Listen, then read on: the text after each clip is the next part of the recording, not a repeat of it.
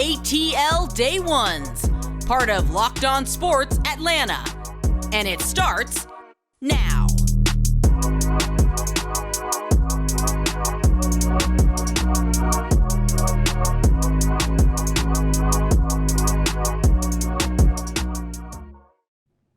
Welcome into ATL Day Ones. It is a good old Friday. Not Good Friday, but good old Friday. We want to thank you for making ATL Day Ones with Jarvis and Tenitra your first listen today. And remember, we are free and available wherever you download your podcast. And wherever you download your podcast, make sure you go into that little review section and say, ATL Day Ones is the best podcast I've ever heard in my life.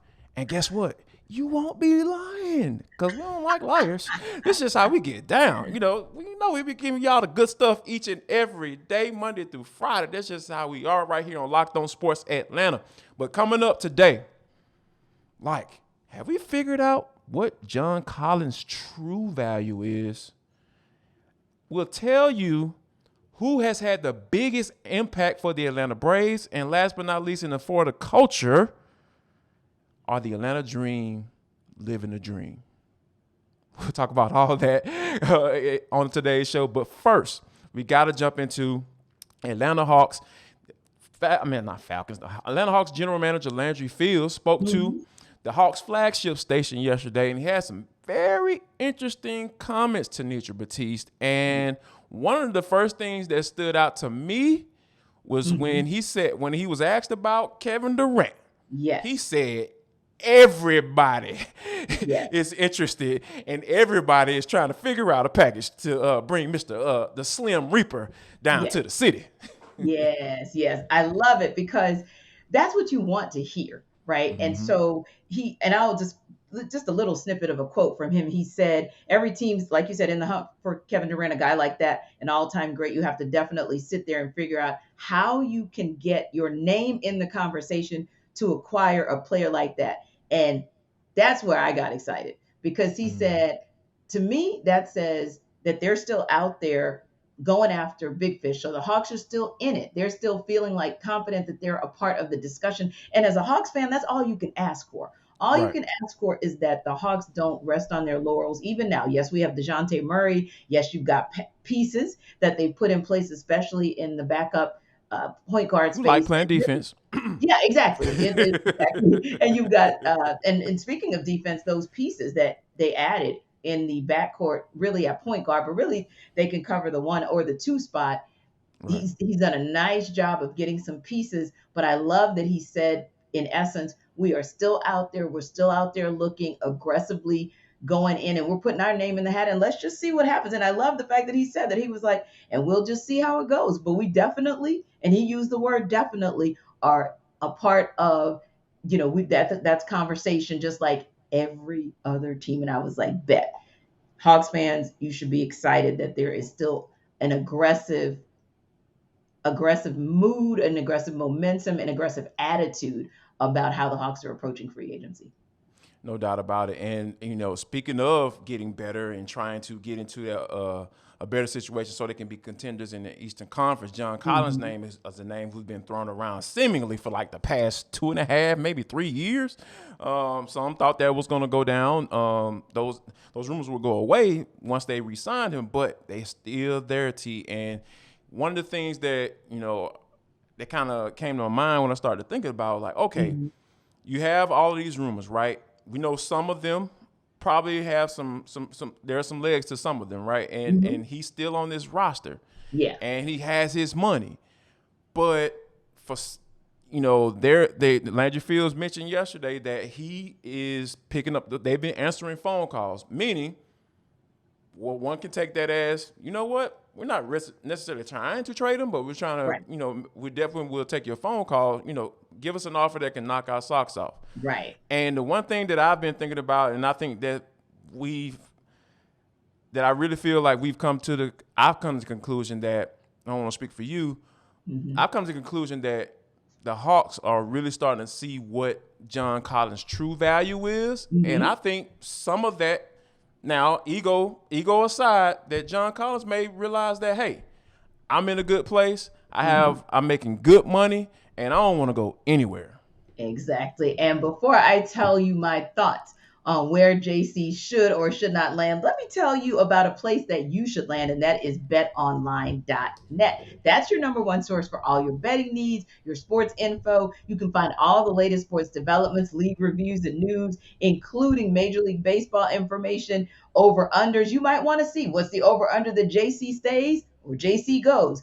This is the place where you will find that information. And really, it's sporting wagering information across the board, live betting, esports, scores, all of it. So that's your best spot for getting information in one place. They even have podcasts and news throughout the season that can help you out. So it's the fastest and easiest way to check in online, betonline.net, on MMA, boxing, golf. So even your niche sports, they cover that. So head to that website today. Use your mobile device to learn more about the trends and the action. And don't forget, it's betonline.net. And speaking of that, Jarvis, we are talking about betting on whether or not John Collins will be in a Hawks uniform this fall or not. And to me, it's still a toss up. But I think you make some good points about what is most of the focus has been on what the Hawks will do and what they have done, which is, as Landry Fields said, entertain calls, looking for the offer that is appropriate, because just like last season, when it was Travis Schlenk making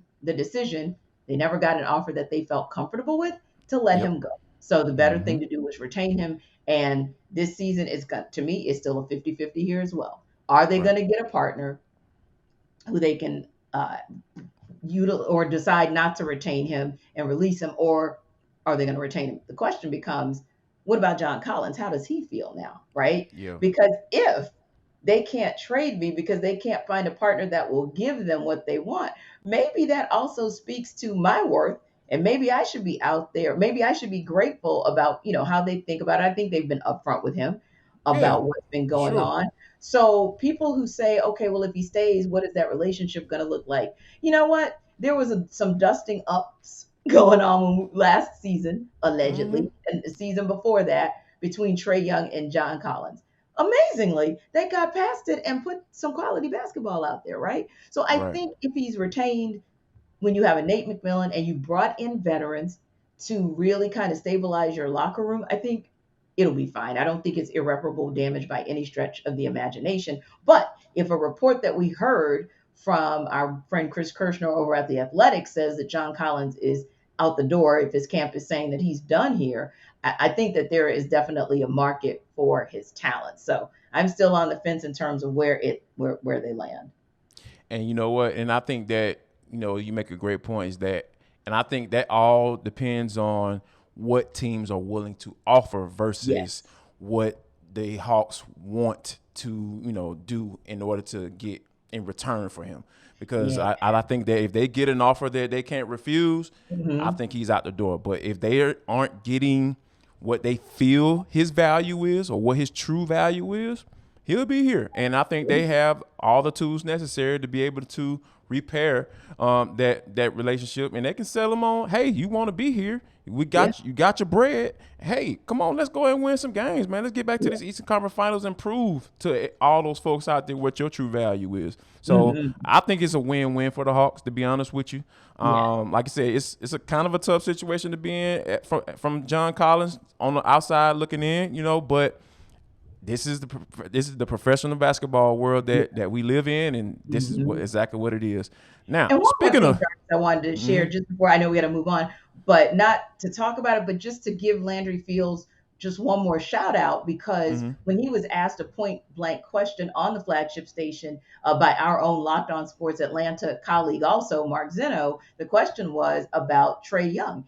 Is mhm, anybody going to talk to him, or has anyone talked to him about the possibility of being a better defender?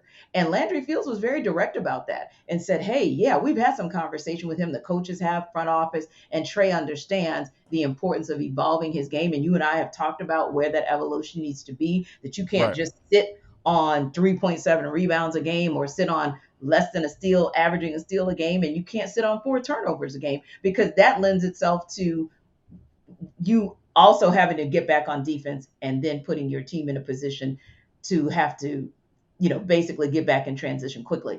I love what Landry Fields said about him, but he also said Trae's a competitor, just like I've been saying too, in terms of him taking the onus, and he's even been tweeting about it, Jarvis, taking that onus on himself to say, hey, you watch me work, watch me get better, so we'll be watching. No doubt about it. Trae is definitely a chip on the shoulder type guy. And when there's an issue or when there's been, things about his game that a lot of people have talked about him improving on, he's gone in the offseason and gotten better. He's worked on those things because he gets it. He understands it. And, and Trae wants to be great at the end of the day. So it's nothing more you can ask for as your lead superstar on the squad. Speaking of superstars, the Falcons essentially lost theirs, Matt Ryan. He was probably the closest one you can say that, was a superstar or was the face of the franchise. But I think CBS Sports headquarters has put a little bit too much value in that, T, because they put out a ranking of the rosters. Right. And I'm up here looking at my eyes tell me or saying to me that they got them ranked 32nd. Good Lord. And how many teams are there in the league, Jarvis? It's 32. What is going on? Like the first team that come to mind, I was like, immediately comes to mind. The New York Jets. How are they worse than the New York Jets? And their Jets are 20th. They're 20th. I'm just like, oh my God, y'all putting so much stock in the draft class. Like just look at the construction of the roster and what they put out on the field last year, and then kind of give a little bump on what the rookies may do. But the Jets, the Giants, quarterbacks. T, please help me out. Am I off base here? No, it was mind-blowing because I also even said when I look at, the bottom of the stack, if you will, and I'm going, okay, you got the Lions, and you got the, Giants and the Bears, and I'm like, well, oh my, we were Mr. Steal Bear. The Falcons were Mr. Steal Bear. So you're saying that we stole the wrong people? I'm trying to understand the, so and listen, there are some rationales that make a little bit of sense. Don't get me wrong. Of course, because the Texans do have a better O-line, so maybe you're giving them credit for whoever's under center that he'll get the proper protection. Okay, fine. And you might look at the Bears and you may say, well, hey, at a minimum, their quarterback is better than currently what we know of because we have not seen what Desmond Ridder can do. Right. So, okay, I'm looking kind of down the line, but that 29, that's where I started really scratching my head. The Giants, the Giants. And so if your rationale is still about, the talent, Daniel Jones, still an unproven commodity. Saquon Barkley can't stay healthy. Kenny Golladay, can't stay healthy. Right. He can't stay healthy. And who are you going to throw to? And I know because I had him in fantasy football and he tortured me. Anyway, and then you've got the Lions. Again, you're looking at their roster. And don't get me wrong. I understand you're giving maybe Jared Goff and a DeAndre Swift some credit. But I feel like, Jarvis, and maybe it's just you and me, but I feel like that ranking, at least give them 28. I don't know if you put them past the Jaguars. Yeah. It's in the bottom rung of it, but, the worst. Yeah. And can I just say this too, Jarvis? It doesn't match up, speaking of betonline.net that we talked about, but it doesn't match up with what BetOnline and many other pundits have said about where the Falcons will land as far as over-under with their wins. Yes. So I'm like, they don't. And Vegas is almost never wrong. Exactly. They almost always win. They don't land at 32 in Vegas. So what's your rationale? But I couldn't quite see a straight line across what the writer said. And even Jarvis, when we look at how he teed up the article, it really didn't give us his criteria. So I said it's very hard for us to kind of assess how he got there because we still don't know how he got there. Yeah, we still don't know how they got there. We know that the Braves did not get to the sweep last night. They lose 3-2 against the St. Louis Cardinals. But there was something else that was on display last night that I feel like we have to talk about. We'll answer the big old question: who had the biggest impact as a rookie for the Atlanta Braves? We'll discuss all of that next, right here on ATL Day Ones with Jarvis and T, part of Locked On Sports Atlanta. Welcome back to ATL Day Ones. I'm Tenitra. That is Jarvis. And we appreciate you guys for continuing to stick with us and downloading us wherever you get your podcast and giving us those 5-star reviews. Keep them coming. We appreciate it. And we definitely take your comments seriously. So, hey, look, You keep giving us 5-star reviews. Keep telling your friends to do the same. And that way you get to see ATL day ones each and every day. And hear us talk about a team in the Braves that have just been stellar. So, of course, they had an amazing June. We're talking 21-6. And then here in July, 4-2. And we know that, unfortunately, they didn't get sweep against the Cardinals. But hey, every team has an off night. It happens. But whether you look at the run in June or this early run in July, or even the loss last night, Jarvis, and you think about who kept the Braves in that game, a couple of rookies. A couple Right. of rookies who have just been absolutely killing it. At Spencer Strider, who had 6 scoreless innings, just Wow. blowing it out of the water, now has 102 strikes and is actually leading the Braves in strikes. We're talking about more strikes than Morton, who has 101, by the way.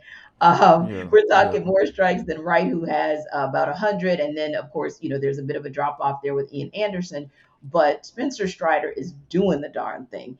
And then you talk about Strikeout king, T.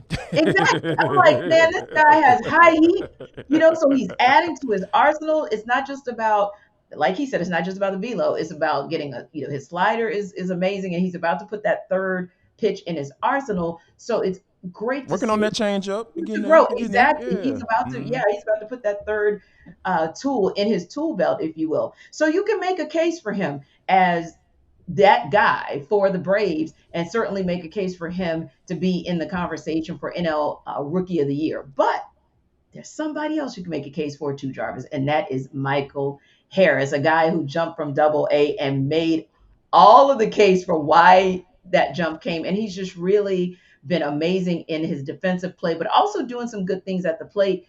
Started off slow in this series and then came right back to the Michael Harris we know and have come to love, with a solo shot that put the Braves on the board. So my question to you is this: knowing what Spencer Strider has done and how he has really rounded out the 5-man rotation for the Braves, that wasn't always a 5-man rotation this season, but knowing what Michael Harris has done to shore up the outfield, especially when you got left sharking, Mm-hmm. who is that rookie for you that made the most impact since joining this team? Wow. And I just to kind of like reiterate what you're saying as far as what Michael Harris has done. Like Yes. defensively, this dude is a defensive lowercase g god. Like when you think about like he makes things look he make really hard plays look routine. He makes them look Mhm.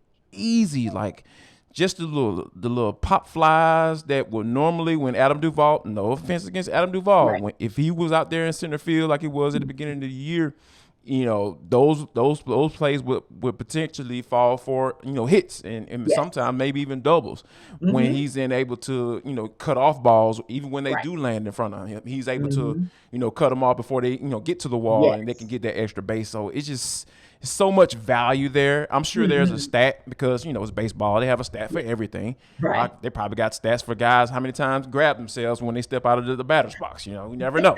But I think that Harris is a guy that I believe he should be in that conversation. But I don't Yes. know if I'm a prisoner of the moment. See, I gotta say Spencer Strider, because when you think about what he did in the bullpen, Hmm. and he was just mowing people down, Yes. like he making like professional hitters look like they're in Little League. Because I remember, I never forget this guy's name because I played Little League baseball growing up, right? I was too big to play football, and we'll get into that conversation a little bit at another time. But when there's this guy. His name is Adam Hunt. I will never forget his name.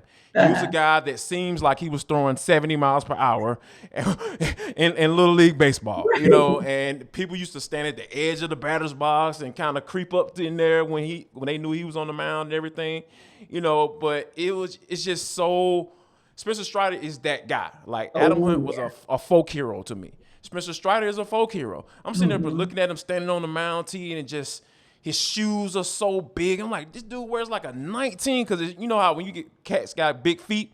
Hmm. I'm one of them. The thing kind of curls up right there at the end, and they were just showing him on the mound, and he got the mustache, and Yeah. and the dude is just such a like intellectual when it comes to talking about baseball. And I'm just like, where did they get this dude from? It's almost like he was made by baseball Jesus. You know what I'm saying?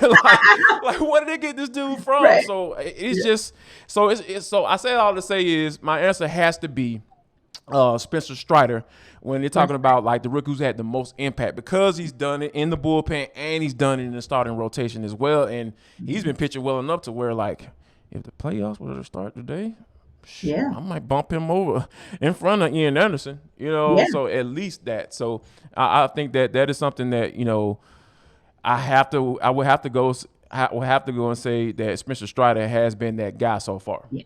And before I give you a little bit of insight on my choice, I want to hear what you have to say, Jarvis, about a choice that some of our audience members should make for an app that literally adds an auto or eliminates for you an auto withdrawal problem that you might be having. No doubt about it, T. Like, listeners, listen up, because this is very important. Do you know why free trials renew without your consent? It's a scam, and they're out to get you. Don't let greedy corporations pocket your money.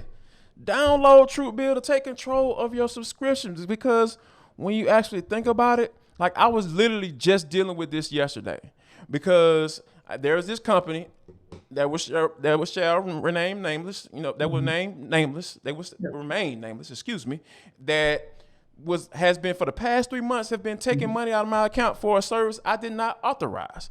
They have been auto drafting out of my account. They're a company I'm no longer with. I have no affiliation with them. But guess what though? You know, I'm about to get ready to call TrueBill, because guess what? On average, they've saved $720 annually for people who have been dealing with these same situations like I've been. Because I'm getting ready after the show. I'm getting ready to give them a phone call. I'm gonna tell them piece of my mind. So you know, but I think that TrueBill can take care of you, and they're gonna take care of me as well. But here's the thing, y'all. Listen up. This is just for you all. Don't fall for the subscription scams. Start canceling today at truebill.com/lockedonnba. That's exactly how you can tell them that you heard that saying. You heard about them right here on Locked On Sports Atlanta. Go right now. truebill.com/lockedonnba. It could save you thousands. Yeah, because we all know that auto withdrawal, that's a problem. But that's a bad problem to have. The good problem to have is Michael Harris. That's a good problem to have. And I just wanted to go back to him real quick, because I do agree with you that just by virtue of all of the injuries and the setbacks in the bullpen that Spencer Strider was able to cover up initially, and then not having that fifth person in the rotation and him stepping up to the plate on that, I've got to give, like you said, the edge to him. And he's also been with the team a bit longer. But with Michael Harris, he's right there as your 1B, for lack of a better term. Because again, when we think about close games earlier in the season, it typically was an error, some unforced error that caused, like you said, some loop into left field or center field or right. And that was just enough to get somebody to, whether that was first base or second base, just enough to get him there. And then that was just enough to drive in a run. The end of and that's game. With Michael Harris out there, you feel confident that, like you said, he's either going to catch the ball, make it look easy, or he's going to mow somebody down with a throw to make sure you're not getting extra bases. So I do like him as our 1B, but man, it is amazing to be able to talk about two rookies in the same season who are having an incredible impact and who are coming to the plate and going into the outfield like they've been here before. So we love to see it. And speaking of just what we love to see and what we miss seeing is Ozzie Albies, because it started off okay when he went on the IL a couple of weeks ago, and we thought, okay, got Orlando Arcia, we can do this, we can make it happen. Bill Gosselin, you know, we have some possibilities. Last night, Losselin. His last name is Losselin now. That was the things that he was doing was just a little scary, and they literally together cost the Braves the game. Let's just be real about that thing. Right. And so you look at it and I said, wow, Jarvis, I don't think the second base by committee strategy is working. Maybe it's finally caught up to the Braves. Maybe. Yeah, I can say maybe. You know, hopefully that was an anomaly. Like, hopefully Phil Gosselin can catch the ball, you know, and not and get his feet out of the mud and move over so he can get make a easy But catch an on easy that play. ball, Yeah, or easy play. just realize how fast you are or how You're fast you aren't. you're not. How fast you're not. Get your butt back on first base. Make sure that ball is down before you take off running and try to circle around second base. Because those are the type of mistakes that can lose series for you. Yeah. Meaning when you get to the playoffs, and Mm-hmm. that's not a conversation that you want people to have about you for a couple months as the offseason goes along and they have nothing else to talk about and they're calling you all type of names outside of what your mother named you. So you don't want to get into those conversations. So I think that, but going forward though, I think that this is something that I would like to see a more permanent replacement, Mm-hmm. get in there and let them kind of figure it out versus kind of, rotating back and forth. And I'm not really Mm-hmm. a big fan of that, but I Yeah. don't think it's gonna hurt them going forward, but it Mhm. sucked to watch last night. Yeah, it definitely did. It was a tough go, but they'll have an opportunity. The Braves will to get a tune up this weekend because they'll be playing the Nats, and hopefully the Nats are going to net, and they can Mm-hmm. get a series win, if not a series sweep, but the tune up ahead of the big series next week against the Mets. And speaking of big things, when we come back, we're going to talk to you about some big things popping with a team and a player that they're doing things that they weren't supposed to be doing by now. And we're going to talk about someone who's doing something that has never been done. It'll be For the Culture when we come back right here on ATL. Final segment of ATL Day Ones with Jarvis and Tenitra. We want to say thank you for rocking with us throughout the entire show, making us your first listen of the day, making sure you're giving us 5-star reviews because we're so great and excellent and we exude what you try to do each and every day, and that's get better. That's what we're going to do each and Yes. every day on a Monday through Friday. We are right here for you on Locked On Sports Atlanta. Check out John Chuck Reed and Hitting Hard and A to Z with Mark Zeno. They got some good stuff for you too. But T, this is For the Culture. It is the intersection between sports, entertainment, and the culture. And sometimes, whatever the fuck we want to talk about, that's just what we're going to do. That's how we get down on this show. Now, T, the Atlanta Dream, this is a rebuild, right? Like Yes. anytime you have the number one overall pick, more than likely you Mhm. did not have a good season, Right. and most of the times you're hitting the reset button, as an organization, and that's exactly what the Atlanta Dream have done. But the Hmm. one thing that I've been really impressed by, and when you're talking about starting that rebuild process, Yes. is that you have to draft well. Yes. And when it comes to picking the player that could potentially lead you back to prominence where you want to be and where you Mhm. talking about winning championships, I think when the Atlanta Dream selected Rhyne Howard number 1 overall out of Yes. Kentucky, I think that was the start of the rebuild right there. And I Yes. think she's kind of proved that she's worth it because she's had Mhm. back-to-back rookie of the months and Yes. she's on the All-Star team right now as we speak. Yes, and she'll also be participating in the 3-point contest because she's just that kind of competitor. But she Yes. goes even deeper than Ryan Howard. She's kind of like that first level of where this is kind of a different rebuild. They're way ahead of schedule, way ahead of Mm-hmm. schedule because you're talking about them, and it's kind of like the NBA where it's not truly the midpoint, but it's the midpoint of the season. But you're talking Right. about them having already won more games, 10 games than they did last season, right? And Right. you're talking about as well them seeing the fruit of their labor even last year because Ari McDonald is now healthy and Right. she's the engine to what they I asked her a couple days ago. So you guys are critical, the second unit. What are you calling yourself? The bench mob, the A team, the night shift? And she was like, we'll go with bench mob. So the dream bench mob is Yes. really, really anchored by Ari McDonald. She's doing a fantastic job. Cheyenne Parker is absolutely just Yes. killing. Yeah, she's killing it in the front court. And that's what I think it is for them. I think their biggest asset is a team philosophy and a team approach. Most of the time when I look in the box score, multiple, even in losses, multiple players have double digits in scores, multiple players have rebounds, assists, Mm-hmm. like the whole thing. So it's really a team effort. And I credit Tanisha Wright for that. Coach Tanisha Wright does not get enough credit for what she's been able to do with that team. And also your leadership, like a Morgan Shaw Parker and like the ownership team, who literally said, yes, we're in rebuild mode, but we're also going to put a quality product on the court. And I just love what they're doing out there. And again, I'm just excited about the fact that they're so far ahead of schedule. And I keep telling people they're sneaky good. And I would not be surprised if somehow, some way they found themselves even in the playoffs this year. I wouldn't be surprised. Yeah, no doubt about it. And it's funny because I was reading an interview that Rhyne Howard, you talking about that competitor, right? Like, it was so funny. Like, they asked her about, was it a goal for her to be an all-star? And her answer was, actually, that wasn't a goal. But then when it started coming around, I was like, oh, I better make it.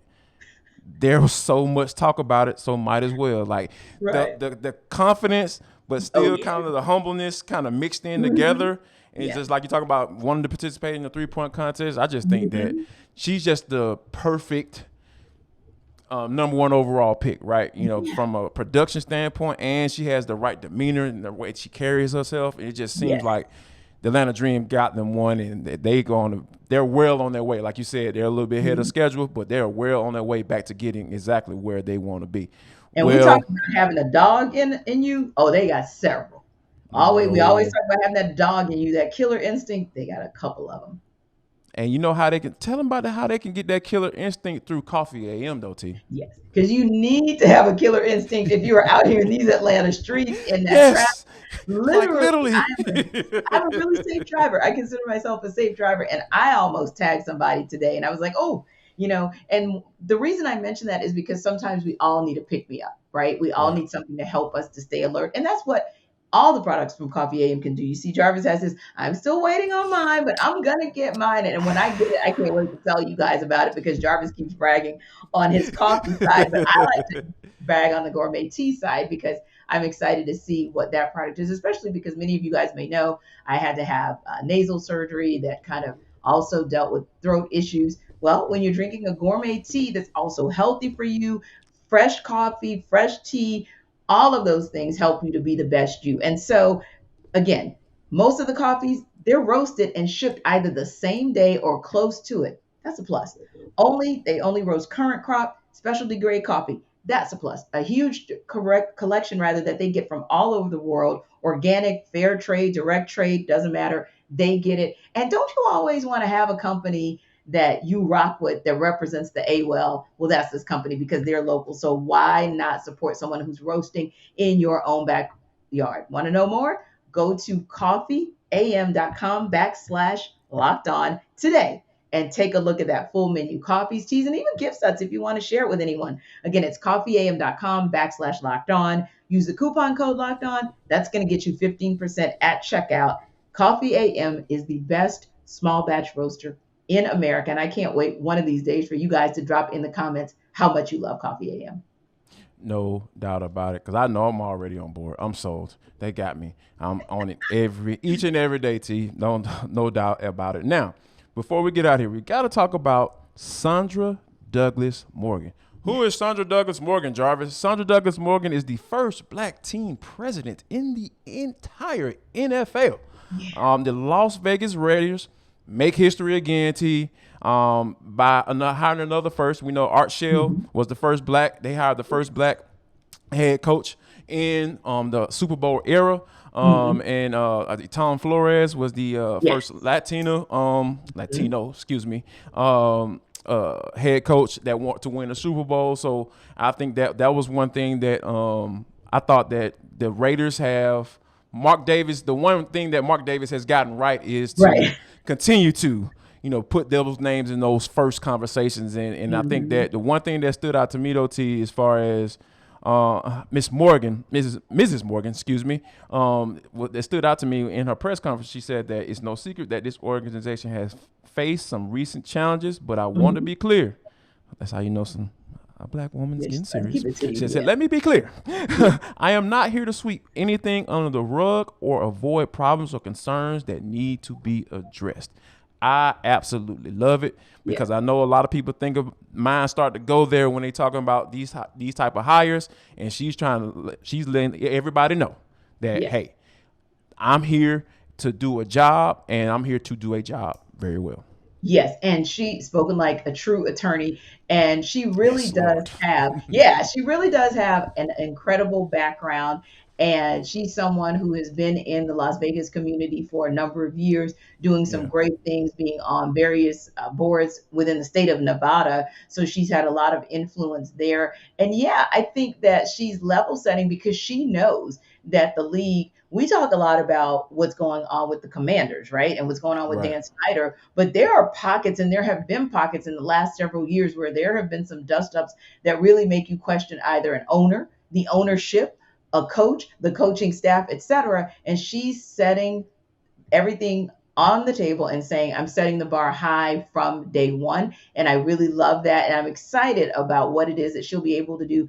And I hope, Jarvis, having a first Black female team president in a league that's over 100 years old, if you consider, the entirety of what the league has been, I certainly hope that we don't have to wait another 100 years before we see something like this happen, where you're giving an opportunity for a woman of color to have a seat at the table.